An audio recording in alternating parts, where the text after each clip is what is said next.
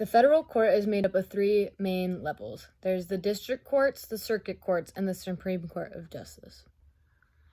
The district court is where the trial process begins. The circuit courts are where the first level of appeals are made, and the Supreme Court is where the final level of appeals are made. The federal court system has jurisdiction, which means that it can only hear criminal cases involving the violation of a federal criminal statute.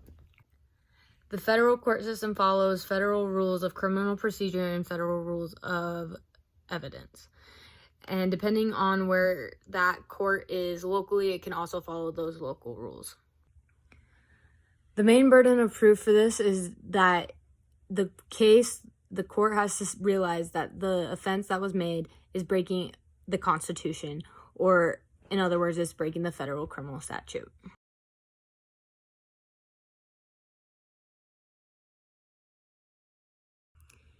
In the state court systems, you can see that they deal with much more legal issues than the federal laws do, as they oversee many more criminal cases and many more different kinds of cases.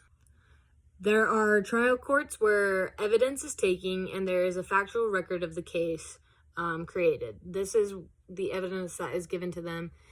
They get a whole list of everything, they see everything, and they know step by step what happened in the case. In some cases, you can see that a case will violate both the federal and state laws. In that case, both of the federal court system and the state court system can try the case, the defendant. State judges tell the jurors that the burden of proof is that there is beyond a reasonable doubt of the defendant's guiltiness. Based on all the evidence and everything else, they decide what the criminal conviction would be.